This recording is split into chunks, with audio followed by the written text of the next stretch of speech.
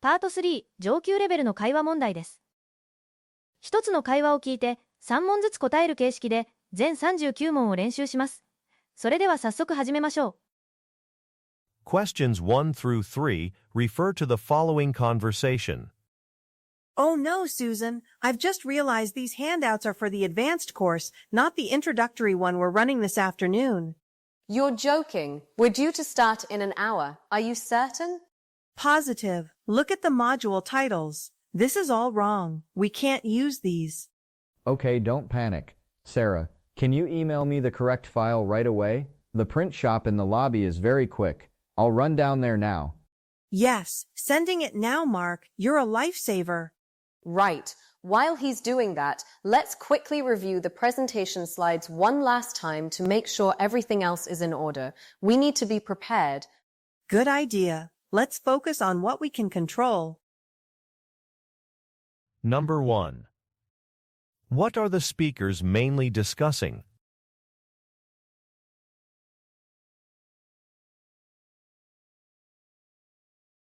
Number 2. What problem does Sarah mention?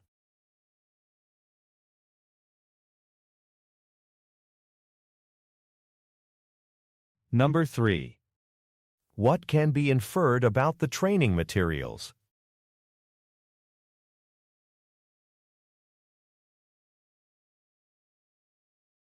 All right, now let's review the answers. Here's the conversation transcript. Let's start with number 1. The correct answer is B. Next, let's look at number 2. The correct answer is A. Finally, for number 3. The correct answer is D. Okay, let's move on to the next set. Questions 4 through 6 refer to the following conversation. Hi, Ben. Thanks for joining. I've got David from Client Solutions on the line as well. Hey, Maria. David, what's up? The urgency in your email was noticeable. We have a situation. The final user acceptance testing has flagged a major bug in the payment module. Indeed, Maria, my team just replicated it. Any transaction over $1,000 is failing, but only for international credit cards. It's a showstopper for our European launch next week. International cards, that's strange. We tested that extensively. Was there a recent update to the Payment Gateway's API? Not that we were informed of. From our side, the system appears to be rejecting valid transactions. This will significantly impact our non-domestic customer base. Okay, this is priority 1. Ben, I need you to pull the transaction logs for David's team's tests immediately. On it. I'll need access to the production server logs, which I don't have by default. I can grant you temporary credentials. I'll send them over in a secure message. Perfect. Ben, once you have the logs, isolate the failure point. I'm canceling my next meeting. I want a root cause analysis in the next 2 hours. Keep me updated on a rolling basis. Understood. Awaiting the credentials from David. Number 4. Where does David most likely work?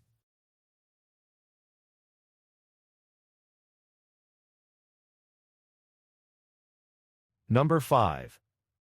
What problem does David identify?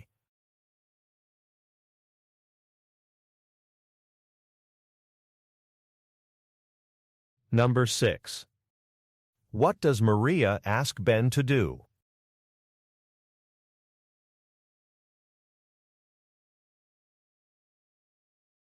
All right, now let's review the answers. Here's the conversation transcript. Let's start with number 4. The correct answer is C. Next, let's look at number 5. The correct answer is C. Finally, for number 6.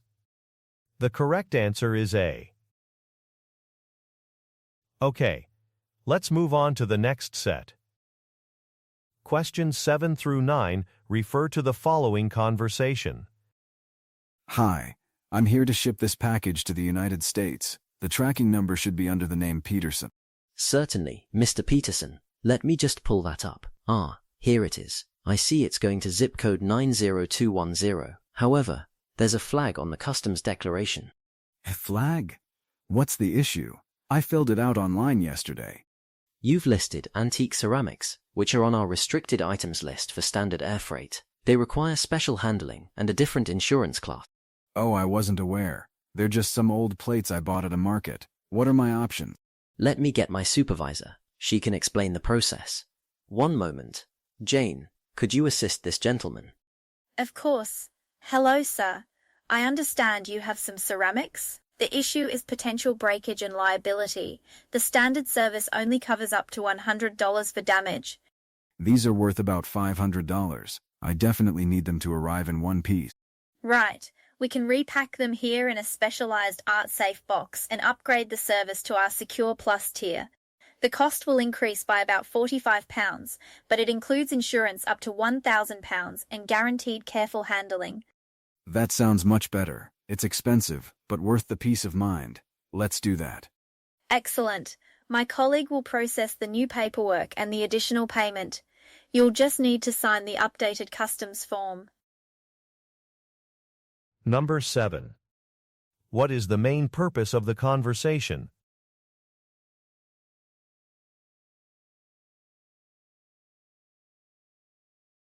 Number 8. What solution does Jane propose for the fragile items?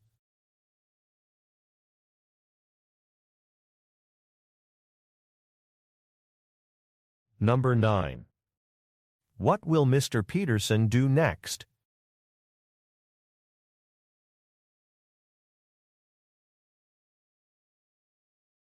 All right, now let's review the answers. Here's the conversation transcript. Let's start with number 7. The correct answer is D. Next, let's look at number 8. The correct answer is B. Finally, for number 9. The correct answer is C. Okay, let's move on to the next set. Questions 10 through 12 refer to the following conversation. Thanks for coming out on such short notice, Alex. I was quite surprised when I saw the latest invoice. It's nearly double what we were expecting. I understand the concern, Miss Davies. That's why I wanted to review it with you in person. I brought a detailed breakdown of the charges. Good, because invoice number 7,345 shows a charge for emergency on-site support for 15 hours. Our records show your technician was only here for 5 hours on June 10th. I see the discrepancy. Let me check my notes. I think I know what happened. The 15 hours includes the remote diagnostic work our senior engineer performed the night before the visit. It seems that wasn't itemized correctly. That would explain the difference, but we were never quoted for pre-visit diagnostics. Our agreement is for on-site hours only. You are absolutely correct. That's a mistake on our end. The remote work should have been logged under a separate project code, not billed directly to you. It's part of our standard service level, not an extra charge. So the invoice is incorrect.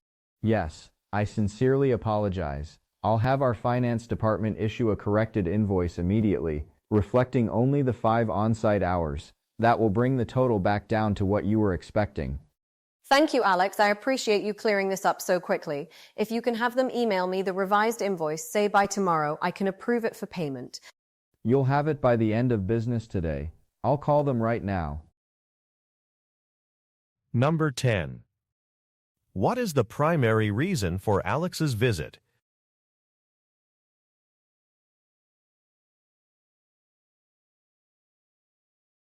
Number 11. What does Miss Davies state about the invoice?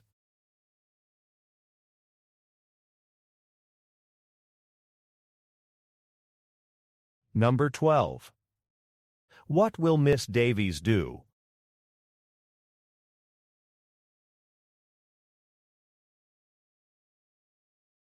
All right, now let's review the answers.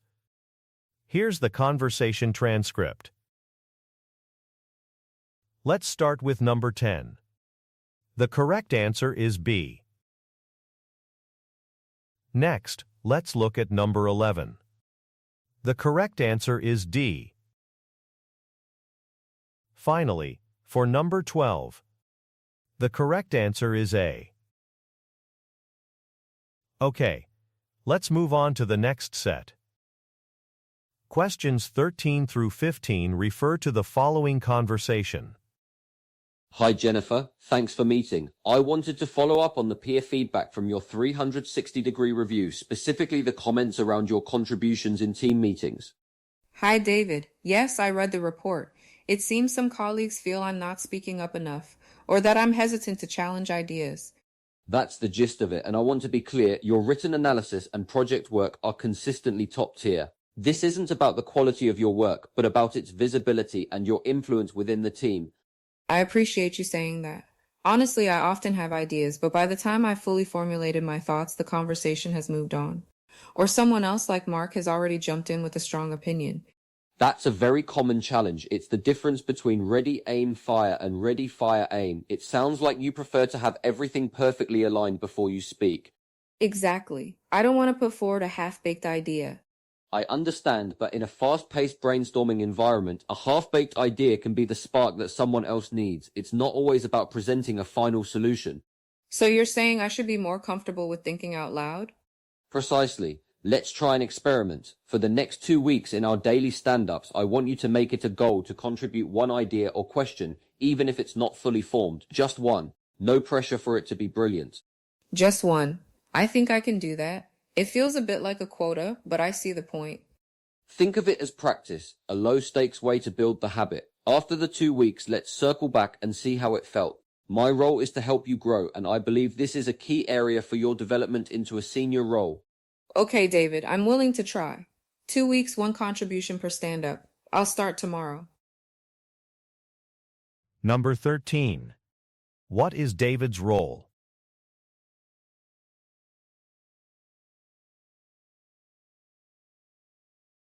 Number 14.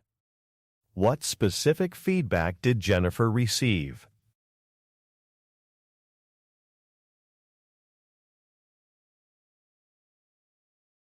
Number 15. What does David's initial statement imply?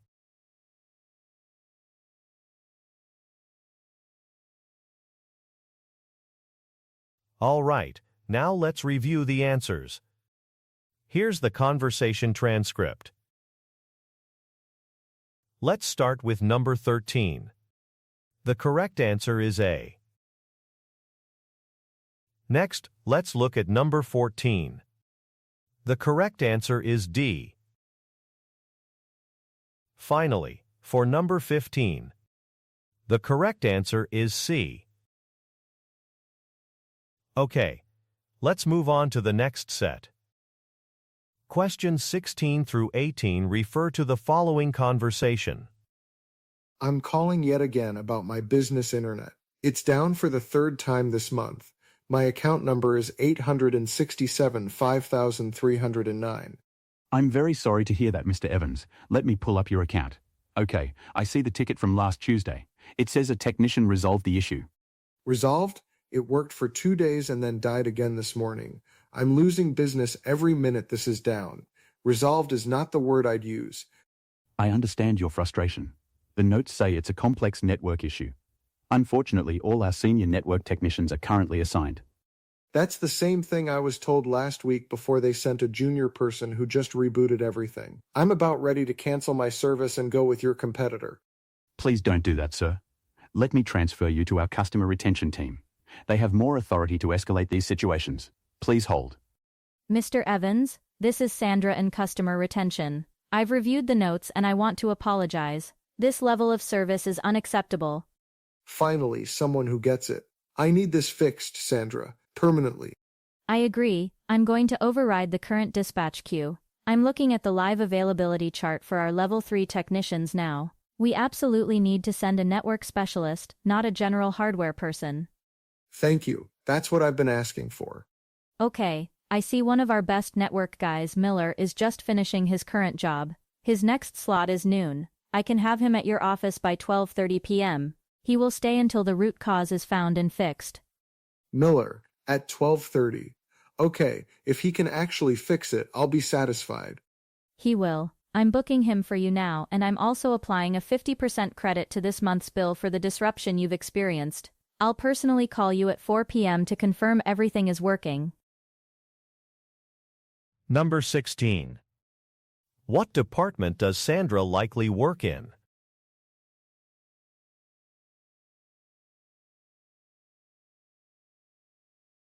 Number 17.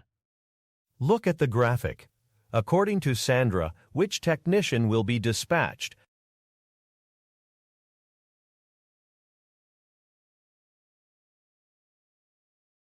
Number 18. What does Mr. Evans imply when he says, "That's the same thing I was told last week"?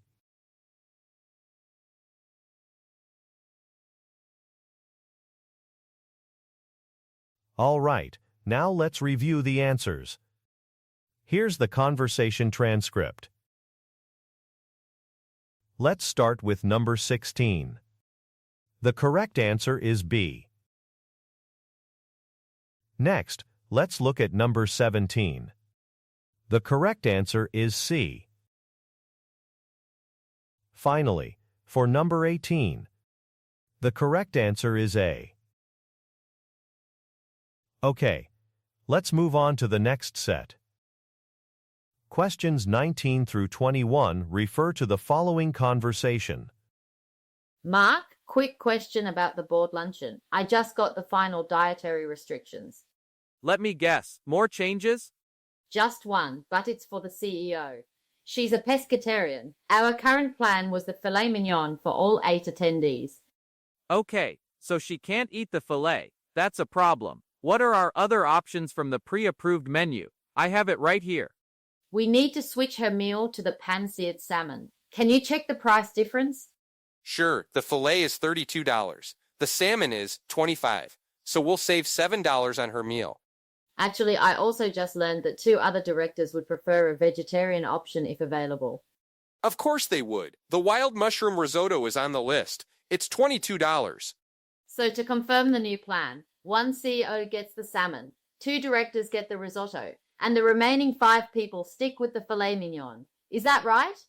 1 salmon, 2 risottos, 5 fillets. Correct. This is getting complicated.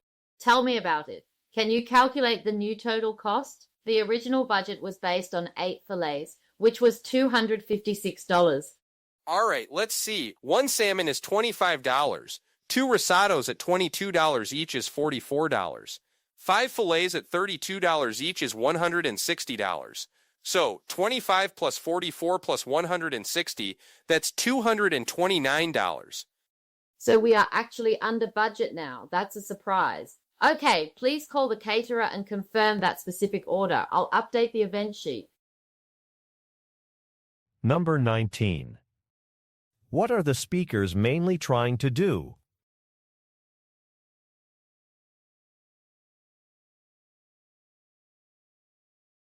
Number 20. What is Chloe's concern about the original plan?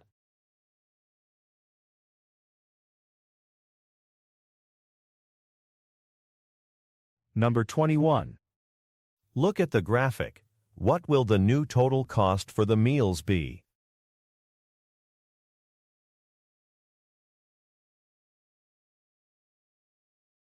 All right, now let's review the answers.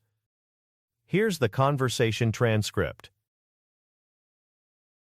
Let's start with number 19.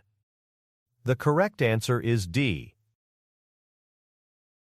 Next, let's look at number 20. The correct answer is B.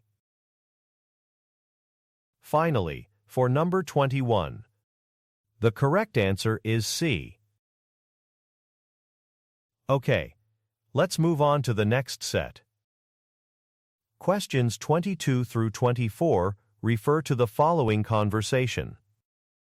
Hi, this is John Peters from Bright Inc., calling for Sarah Chen. I'm looking at our latest invoice and the total is much higher than I anticipated. Hi, John. This is Sarah. I have your account right here. Are you referring to invoice hash 5821 for $4,500? That's the one. Our agreement is for the premium package, which according to your own price list is $3,500 a month. Where is the extra $1,000 coming from? That's a great question. Let me check the work log for last month. Ah, I see it. On the 15th, your marketing director, Helen, requested an urgent strategy session to replan the Q3 campaign after a competitor's launch. Yes, I remember that. It was a crucial meeting. Right. Well, my lead strategist and I spent 4 hours on that call with her mapping out a completely new approach. That type of unscheduled, in-depth consultation falls outside the scope of the monthly retainer. So you're billing us for that time separately? Correct. It's classified as ad hoc consulting. As your account manager, I always try to make sure we're providing value, and that session was critical to pivot your strategy effectively. I'm looking at your price list now. So 4 hours at $250 an hour, that's the extra $1,000. I see. Exactly. Normally, we would quote that beforehand, but given the urgency Helen expressed, my team jumped on it immediately to support you. We probably should have been more explicit about the billing implications at that moment. I understand and I appreciate the fast response, but a surprise $1,000 charge isn't great for my budget forecasting. I completely get it. As a gesture of goodwill, and because we value our partnership, how about we discount that consulting time by 20%? That would reduce the extra charge to $800. A 20% discount? Yes, that seems fair. I can approve that. Please send a revised invoice. Number 22. What is Sarah's job?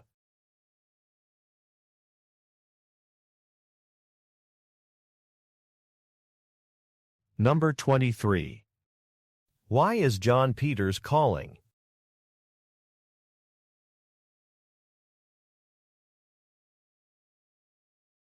Number 24.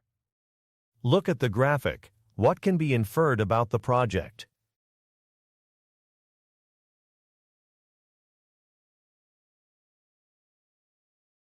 All right, now let's review the answers. Here's the conversation transcript. Let's start with number 22. The correct answer is B.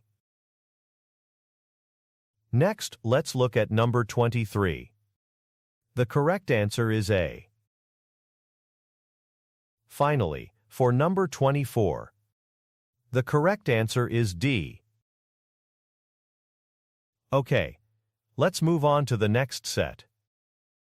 Questions 25 through 27 refer to the following conversation. Laura, can you look at this invoice from ProTech Solutions? The amount is right, but I can't find a corresponding purchase order for this invoice number. Let me see. Invoice PT 4,590 for $2,300. You're right, there's no PO in the system, but the description says emergency server maintenance. I remember something about a server issue last month, but IT is supposed to get a PO for any expenditure over $500. This is a compliance issue. Let's just call them. Their account rep, David, is usually very helpful. I'll put him on speaker. Hi, David. Laura and Jen from the finance team at Omnicorp here. We have a question about invoice PT 4,590. Hi, Laura, Jen. Sure, what's up? Let me pull that up. Okay, I see it. $2,300 for emergency on-site support. That's the one. We can't pay it without a purchase order. Can you tell us who authorized the work and on what date? Absolutely. The service was requested by your head of IT, Mike Reynolds, on the morning of May 21st. He called our emergency hotline because your main application server was down. He provided verbal authorization and a follow-up email which I can forward to you. He said getting a PO would take too long and the situation was critical. May 21st. Okay, that helps. So Mike bypassed the standard procedure due to the urgency. It seems so. David, if you could forward that authorization email from Mike to us, we can use it as justification to process the payment, and then have a word with Mike about protocol. No problem at all. I'm sending it to both of you right now. Anything else I can help with? That's all we need. Thanks for your help, David. Number 25. What is the main subject of the conversation?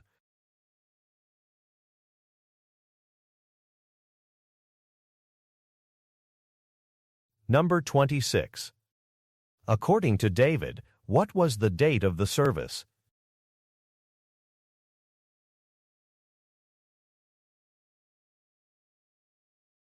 Number 27. What will Laura and Jen likely do?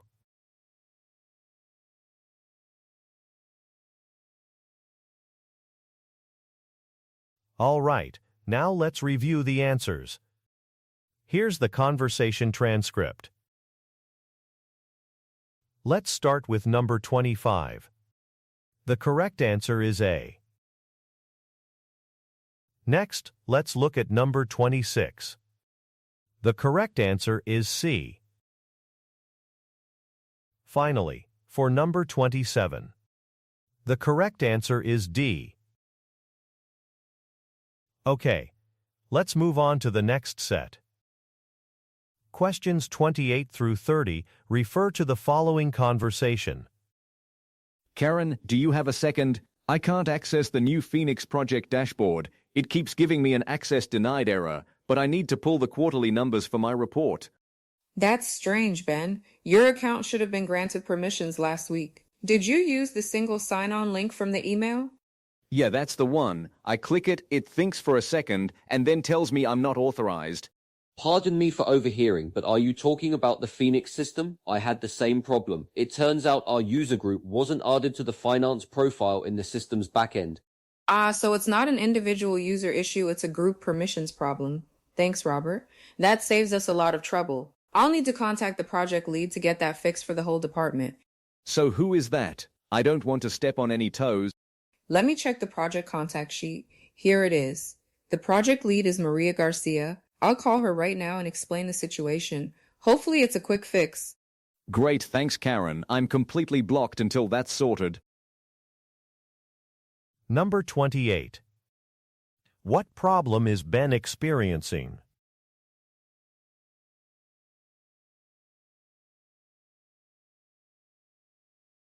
Number 29. What is the likely cause of the problem?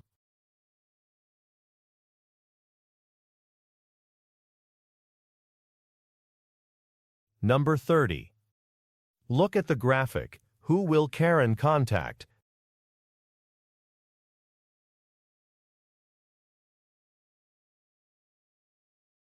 All right, now let's review the answers. Here's the conversation transcript. Let's start with number 28. The correct answer is B. Next, let's look at number 29. The correct answer is B. Finally, for number 30, the correct answer is D. お疲れ様でした。毎日少しずつ続けることが TOEIC 攻略の近道です。チャンネル登録で新しい動画の通知が届きます。次の問題でもまたお会いしましょう。